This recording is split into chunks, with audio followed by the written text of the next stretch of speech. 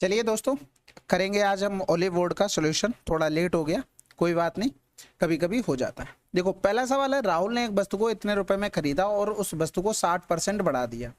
उसने वस्तु को 10% और इतने रुपए की दो क्रमिक छूट देने के बाद बेचा।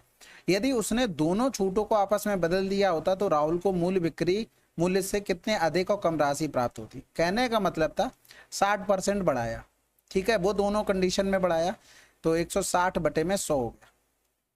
ठीक है, पहली कंडीशन में 90% की छूट पहले दी, फिर 432 हो गया। दूसरी कंडीशन में 432 की पहले छूट दे दी, ठीक है, उसके बाद यहां पर बना जाके कितना 10% की छूट, यानी कि 90% की छूट। यानी कि जब इसको सॉल्व करेंगे, नीचे वाले टर्म को देखना, 1125 इंटू में 160 बटे में 100, 90 बटे में 100 हो गया, और माइनस में हो गया 432 गुणे में 90 बटे में 100 हो गया। अब यहाँ पर सिंपल सा सोचो, देखो ये दोनों में तो बराबर है, हमें इन्हीं दोनों का डिफरेंस चाहिए था। अब ये नहीं सोचना आपको किस में बड़ा आ रहा है किस में छोटा आ रहा है, क्योंकि ऑप्शन में माइनस का कुछ भी नहीं दिया है, केवल आपको ये नंबर दोनों पकड़ने हैं, इनका डिफरेंस करना है बस। ठीक है, तो ये देखो 0 से 0 हो गया, 9 दूनी 18 हो गया, 9 तीन 27, 1 28 हो गया, 9 चौक 36 हो, 2 38 हो गया, और पॉइंट आ जाएगा इसके बाद। यानी कि हम करेंगे 432 माइनस का 388.8, 10 से 8 गया 2 हो गया, फिर बचा यहाँ पर कितना 11, 11 से 8 गया तो 3 हो गया, यहाँ पर 12 से 8 गया तो 4, यानी कि 43.2 आंसर आ जाएगा। ठीक है, अगला सवाल। अब ये तो सवाल बिल्कुल आसान है। यहाँ पर देखो, अगर हम 1 और 1 रख दें एक ही जगह तो काम हो जाएगा, यहाँ पर रखेंगे तो ये 0 आ जाएगा। अगला सवाल, इस सवाल में बिल्कुल आसान है। यहाँ पर भी देखो a माइनस का 1 अपॉन में 3a प्लस का 2 लिख दें, और इधर लिख दें a माइनस का 2 अपॉन में 3a माइनस का 2 लिख दें।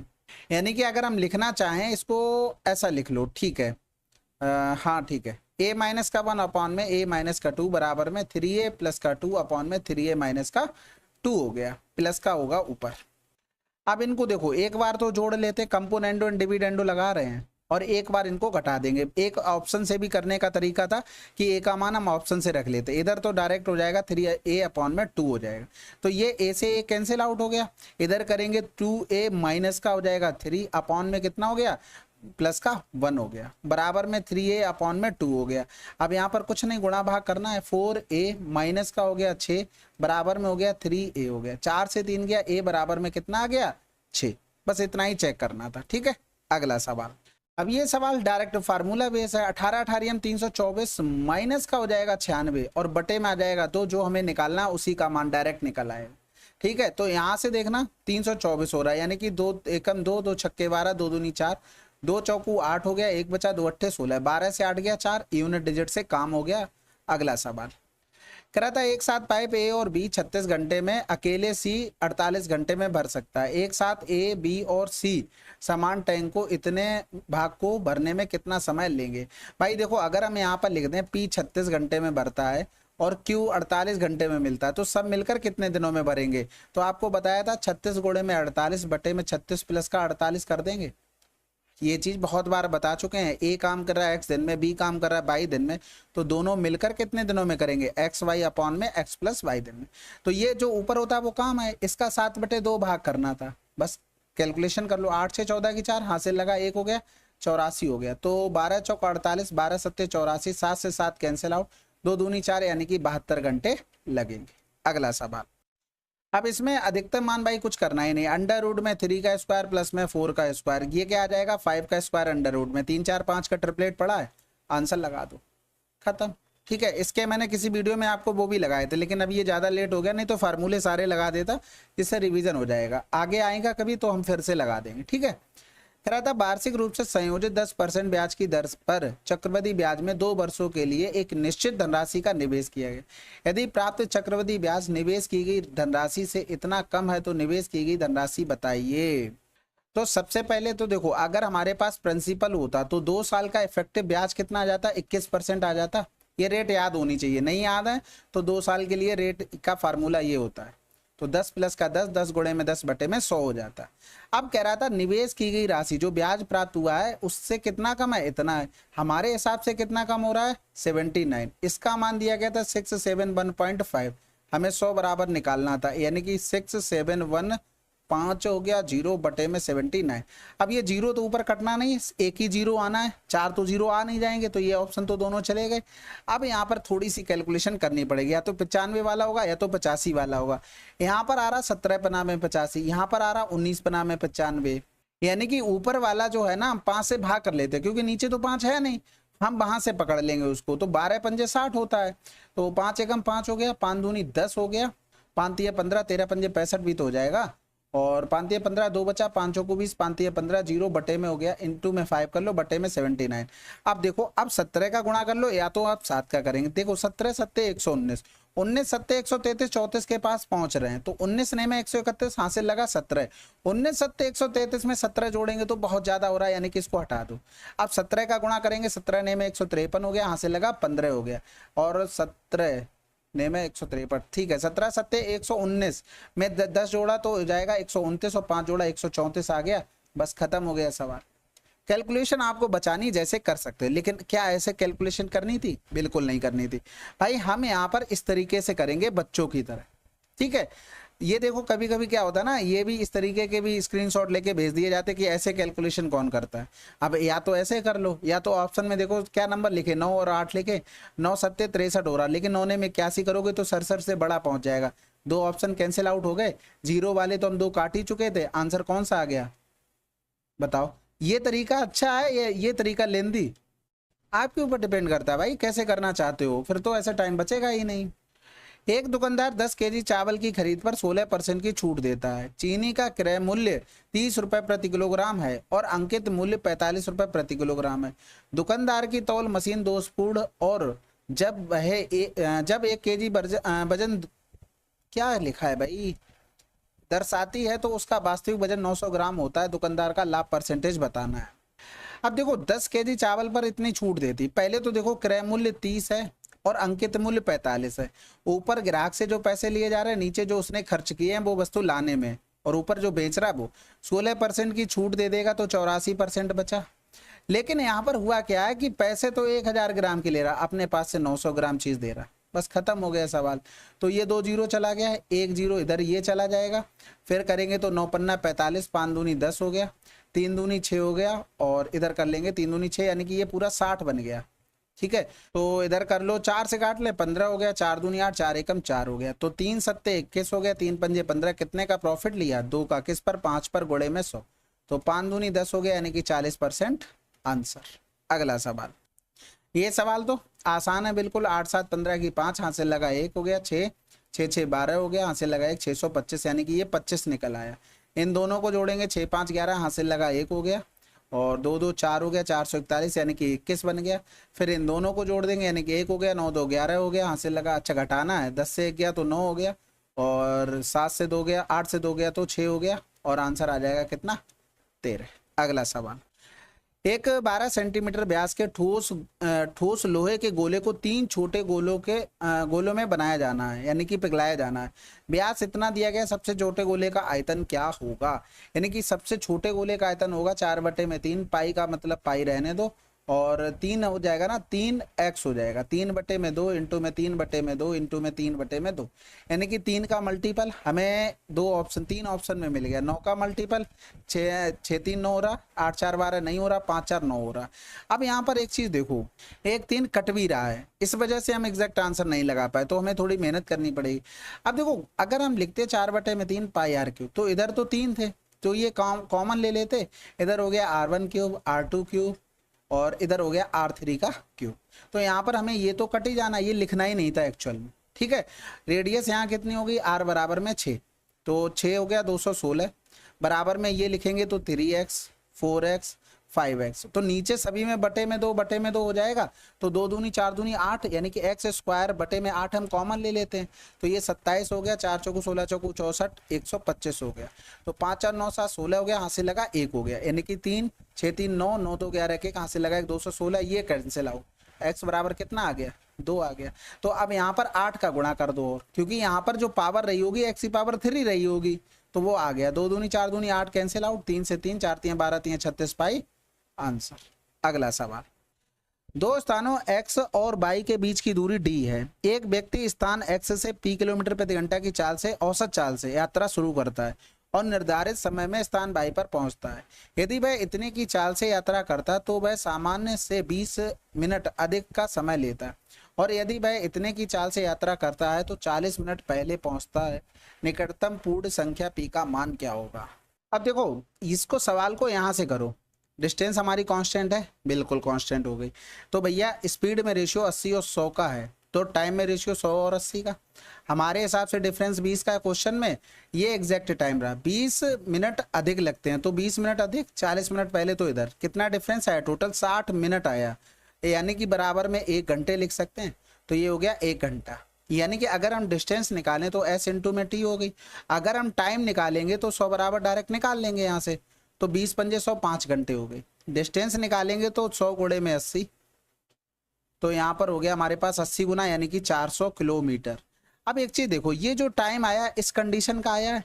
अब इस कंडीशन में जब वो जा रहा था ना तो वो 20 मिनट अधिक समय ले रहा था, यानी कि कहने का मतलब है 5 गुणे में 60 करेंगे तो 120, 6 पंजे 30, 300 मिनट ले रहा, माइनस का 20 कर देंगे तो ये 280 मिनट ले रहा एक्चुअल में। ठीक है, उसका एक्चुअल में टाइम था। तो भैया एक चीज बताओ, ये हमें पता होगी डिस्टेंस, स्पीड निकाल रहे, एक्चुअल टाइम हमें ये पता है, इसको घंटे में बनाएंगे 60 से भाग, तो ये 60 ऊपर पहुंच गया, इसकी कैलकुलेशन करनी थी बस। तो 4 एकम 4 हो गया, 4 सत्ते 28 हो गया, यानी कि 600 बटे में 7 हो गया, 7 अट्टे 56 हो गया, बचा 4 हो गया, 7 पंजे 35 हो जाएगा ना। ठीक है, तो 85 से आसपास 86 आंसर। ठीक है, अगला सवाल। अब ये सवाल बहुत आसान है। देखो हमने आपको इतनी बार बताया कि अगर आपको अल्फा प्लस का बीटा, ये अगर 90 पता हो, 1 सेकंड रुकना, ये अगर 90 पता हो तो हमेशा ध्यान रखना साइन और कॉस। सबसे पहले देखो आपको डिस्क्रिप्शन में लिंक मिल जाएगा दूसरे चैनल पर, उसमें पीवाईक्यू सीरीज चल रही है, CHSL 2024 के पेपर, और फास्ट वे में चल रहे हैं जैसे यहाँ पर हम करते हैं विद इन टाइम में। उसमें इस टाइप के सवाल बहुत बार आते रहते हैं, तो वहाँ से आप लोग देख लोगे तो आपको बहुत फायदा मिलेगा। साइन चेंज किस में होता है? कॉस में चेंज होता है, क्वाड्रेंट वाले में। ठीक है, और अगर टेन की बात करें तो ये कॉट में होता है, कोसेक की बात करें तो ये किस में होता है? सेक में होता है। ये अल्फा हो ये बीटा हो, ये अल्फा हो ये बीटा हो, ये अल्फा हो बीटा हो। अगर दोनों का सम 90 बन रहा है अल्फा और बीटा का, तो साइन अल्फा का मान कॉस बीटा लिख सकते हैं। ठीक है, तो देखो यहाँ पर 15 है, यहाँ पर ये हो गया कितना? 90, तो यानी कि कॉट किस में चेंज होता है? 10, तो 10 15 लिख सकते हैं, ये किससे कैंसिल आउट। इसी तरीके से ये हो जाएगा 10 37, कॉट 37 अपोजिट है गया, साइन 45 का मान 1/2 में √2। अगला सवाल, रमन अपनी मासिक आय का इतना बचाता है, उसकी मासिक आय इतने रुपए बढ़ जाती है और व्यय इतना कम हो जाता है, तो उसकी बचत इतने रुपए हो जाती है। उसकी वास्तविक मासिक आय क्या थी? देखो 24% वो बचाता है, यानी कि आय अगर 100 है और 24% बचाता है तो खर्च कितना कर रहा है? 76। अब आय इतनी बढ़ गई, कहने का मतलब है 22.5% बढ़ गई, यानी कि अब बढ़ के कितनी हो गई? 122.5 हो गई। कह रहा था व्यय 20% कम हो गया, यानी कि पहले एक्सपेंडिचर क्या था? ये था, अब 20% कम हो गया तो 80% बचा होगा, यानी कि 8 छंग 48 हो गया, 8 सत्ते 56 और 4 60 हो गया। यानी कि यहाँ से देखेंगे हमारे हिसाब से बचत कितनी आई है। तो यहाँ से 15 से 8 गया तो 7 हो गया, इधर बच गया 1, 12 से 6 गया 6, इसी का मान दिया गया था 1697.5। ठीक है, उसकी बचत इतनी हो जाती। तो कह रहा था मासिक आय वास्तविक क्या थी? 100 बराबर निकालना था, यानी कि देखो गुणा करेंगे तो 2 पॉइंट तो दोनों नहीं जाएंगे, 1 सेकेंड, 75 हो गया, इनटू में 10 हो गया, 1 पॉइंट से चला गया, 617, ये भी 0 ऊपर पहुंच गया। अब एक चीज बताओ, ये 2 0 कहीं कटने हैं? नहीं कटने, यानी कि ये वाला तो ऑप्शन चला गया। अब सभी में 5 5 लिखा था तो कैलकुलेशन बनानी पड़ेगी, तो कैलकुलेशन बनाने से अच्छा है हम इस तरीके से कर लें, 169675, खत्म हो गया सवाल। सबसे पहले देखो ऑप्शन में सबसे बड़ा 3 लिखा है, तो 6 3 18, 16 से ज्यादा हो गया, कैंसिल आउट हो गया। अब हम करते हैं 2 से, 2 से तो भाग करना ही करना है, तो यहाँ पर 2 किया तो 2 सत्ते 14 हो गया, और 2 एकम 2 और 1 3 हो गया, 2 छक्के 12 हो गया, 6 से 4 गया 2, 9 से 3 गया 6, 6 से 2 गया तो 4 हो गया, उतारा लिया 7। दूसरे नंबर पे सबसे बड़ा 7 लिखा है, 7 छक्का 42 करेंगे, 46 के पास पहुंच रहे हैं। ठीक है, तो हम करके देख लेते, 2 तो बहुत कम हो गया ना, 2 का तो मान हमने ये निकाला ही था, तो आंसर हम 27,500 लगा सकते हैं, बाकी गुणा भी कर लो, 49 हो गया, 7 एकम 7 4 11, हाथ से लगा 1 हो गया, 7 छक्का 42 1 43, देखो 46 27 से कम है, बस आंसर लगा दो। ठीक है, अगला सवाल। अब ये सवाल आसान है, देखो वैल्यू पुटिंग करना हो आराम से कर लो, बस ऑप्शन कोई मैच नहीं होने चाहिए, बाकी कैलकुलेशन आपको देखते समझ में आनी चाहिए क्या हो रहा है। अब ये देखो n माइनस का n प्लस का m और माइनस का एन हो गया, ये माइनस अंदर जाएगा, माइनस का एम हो गया, माइनस का एन हो गया, प्लस का एन हो गया, ये यहाँ पर इस तरीके से ब्रैकेट था, ठीक है। और उसके बाहर ये माइनस का 3n था और ये एम प्लस का 2n, यानी कि इनको एक साथ कर सकते थे बिल्कुल, यानी कि ये माइनस का n बना देगा, खत्म हो गया।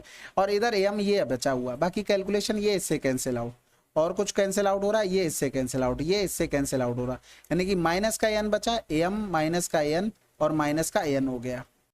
और कुछ अच्छा यहाँ पर ये माइनस का साइन था तो ये प्लस का हो जाएगा, बस खत्म हो गया।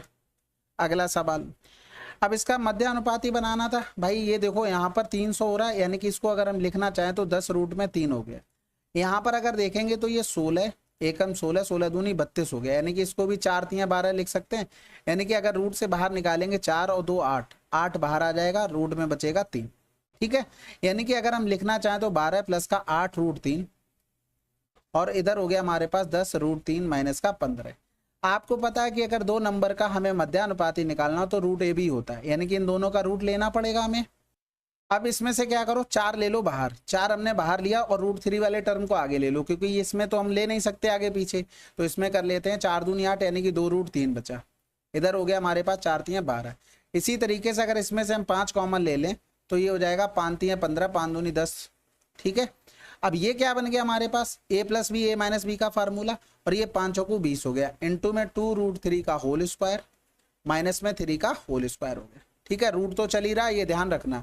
2 दूनी 4, 4 तियां 12 हो गया, 3 का 9 हो गया, 12 से 9 हो गया, 3 बचा, यानी कि 3 गुणे में 20 हो गया। तो आंसर क्या आ गया, अंडर रूट में 60। अगला सवाल कह रहा था, यदि स्कूल ई में छात्रों की संख्या इतनी है तो एक साथ सभी स्कूल में छात्रों की संख्या क्या है। देखो ई के लिए हमारे पास ये, यानी कि 23 का मान हमें दिया गया था 53222 गुणे में 100, यानी कि 2 जीरो आने हैं सभी ऑप्शन में, यूनिट डिजिट से काम नहीं चल रहा। लेकिन आगे के देखेंगे 13, 21, 23, 22, 2 नंबर से हमारा काम चल जाएगा। 23 दूनी 46 हो गया, बचा कितना 6, फिर 23 तिया 69 आ जाएगा, 23 दूनी 46, आंसर आ गया।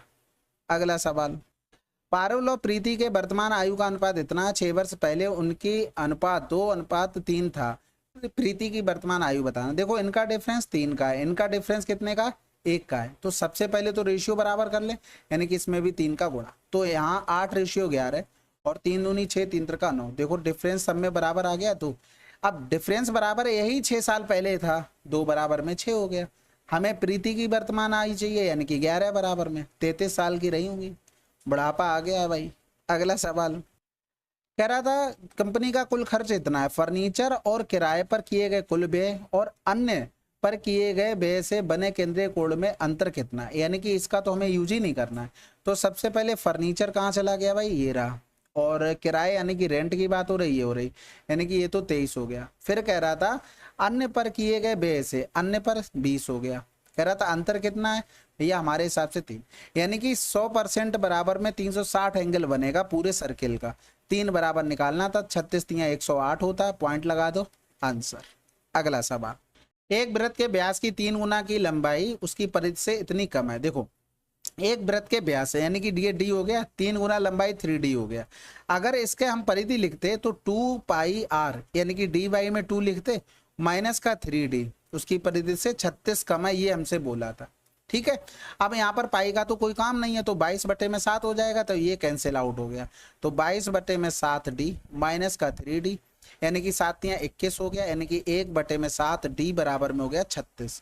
तो d बराबर में हो जाएगा 36 गुणे में 7। हमें क्या चाहिए, रेडियस, तो 2 का भाग कर देंगे, तो ये हो गया 18, 18 7 126 हो गया, आंसर। अगला सवाल, 2 कंटेनरों में दूध और पानी का मिश्रण, पहले कंटेनर में दूध की मात्रा 64, दूसरे में 60 है, तो 46% पानी प्राप्त करने के लिए मिश्रण को किस अनुपात में मिलाया जाना चाहिए। देखो पहले में दूध की मात्रा इतनी थी, तो पानी की मात्रा कितनी रही होगी, 36, इसमें 40 थी दूध की मात्रा, तो इसमें पानी की 60, 46 ये, तो ये इधर घटा देंगे, 60 से 40 गया, तो ये हमारे पास बच गया 20, 20 से 6 कम करेंगे तो हो गया हमारे पास 14 कुछ, हाँ ठीक है चलो 10, मैं और कुछ सोच रहा। देखो इसको हम ऐसे भी कर सकते थे, 40 64% 40, इसमें 46 अगर पानी है तो बचा हुआ क्या होगा, दूध होगा, यानी कि यहाँ पर हम 54 कर सकते थे, तो इनका डिफरेंस आ जाएगा 14, इनका डिफरेंस 10, यहाँ से भी सेम बात बनती। अगला सवाल, अब 7 11 13 ये एक देखो फिक्स पैटर्न का नंबर होता है। 13 सत्ते 91 गुणे में 11, 1 हो गया, 9 1 10 हो गया, 9 1 10 हो गया, यानी कि इतना आ जाता है। ये हमेशा ध्यान रखना है। इसके साथ अगर कोई भी नंबर जैसे गुणा किया है और 6 नंबर का बन रहा है, वो रिपीटेशन में होता है। जैसे ABC का अगर गुणा कर दें तो ABC ये नंबर बनेगा। अब यहाँ पर 1A 5B 4 5 हो गया, तो ये 3 और 3 6 हो गया, यानी कि इसका मान ये हो गया, इसका मान ये हो गया, इसका मान ये हो गया, खत्म हो गया। यानी कि यहाँ पर B बराबर में 1, A बराबर में 4 हो गया। तो 4 चौकू 16 प्लस में 3 हो गया, यानी कि 16 और 3 19 आंसर। अगला सवाल, पतंग और भूमि एक बिंदु के बीच की दूरी इतनी है। पतंग और भूमि, तो पतंग की दूरी तो इस तरीके से रहेगी 111। कह रहा था थीटा करता है tan थीटा बराबर 35/12, यानी कि 35/12, 12 35 37 होता है, तो 37 का क्या गुना है 3 गुना। पतंग की ऊंचाई यानी कि इसका भी 3 गुना, 3 पंजे 15, 3 तिरका 9 1 10। अगला सवाल, संभावित त्रिभुज की परित्रिज्या भुजा इतनी है। देखो परित्रिज्या क्या ये होती है फार्मूला, तो 7/√3 हो गया, √3 का ऊपर नीचे कर दो गुणा, यानी कि 7√3/3। ठीक है, फास्ट लग रहा होगा ना? हाँ ठीक है, लगने तो कोई बात नहीं, टाइम पास अगर करना होता तो बहुत लेंदी वीडियो बनता है ये। एक चाप द्वारा एक वृत्त के केंद्र पर अंतरित कोण इतना है, वृत्त की त्रिज्या इतनी है, चाप की लंबाई बतानी है। आसान है फार्मूला, 2πr θ/में 360, ये चाप की लंबाई होती है। 2 गुणे में 22/7 रखना नहीं, 3.14 रखना। r का मान 4 हो गया, 9 चौक 36 हो गया, ये तो आसान हो गया। तो इधर 9 चौक 36 हो गया, इधर 9 पन्ना 45 हो गया। ये देखो इससे कैंसिल आउट, 5 दूनी 10 हो गया, 10 से नीचे 10 कैंसिल आउट हो जाएगा, यानी कि 3.14 आंसर। अगला सवाल, पाइप ABC एक टैंक को क्रमशः इतने इतने में भर सकते हैं। ए से शुरुआत करते हुए एकांतर रूप से प्रत्येक पाइप को 1 मिनट के लिए खोला जाता है, तो टैंक को भरने में कितना समय लगेगा? तो सबसे पहले इनका एलसीएम हो गया 90, 10 नेमा 90 और 15 छक्का 90, 18 पंजे 90। ABC 9 15 5 20, यानी कि 29 काम हो रहा है। कै दिन में? कै दिन में नहीं, 3 मिनट में, यानी कि हम 87 तक जा सकते हैं। 3 गुना होता है, और इसका भी 3 गुना कर देंगे, यानी कि 9 मिनट हो गए। अब यहाँ पर 9 मिनट तो हो गए, काम बचा कितना अभी? 87, 3 काम बचा, यानी कि इन भाई साहब का नंबर आ जाएगा, यानी कि 1/3 समय और लगेगा। यानी कि ये तो मिनट में हो गया, इसको सेकंड में चेंज कर लेते हैं, तो ये हो गया हमारे पास 20 सेकंड। तो दोनों को जोड़ेंगे तो 9 और 20 लिखा कहीं, ठीक है। चलो फिर, ये हमारे टोटल 25 क्वेश्चन थे। आशा है कि आपको अच्छा लगा होगा, और स्पीड भी कुछ ज़्यादा लगी होगी। स्पीड तो करनी पड़ेगी, टाइम वेस्ट करने के लिए करते रहो, ठीक है। और दूसरे चैनल को जरूर ज्वाइन कर लेना, लेटेस्ट क्वेश्चन कराए जा रहे हैं, तो उससे आपको जरूर फायदा होगा। उसके अलावा कमेंट बॉक्स में स्कोर लिखिएगा जो भी रहा हो, ठीक है। चलो फिर मिलते हैं अगले वीडियो में, तब तक के लिए जय हिंद जय भारत।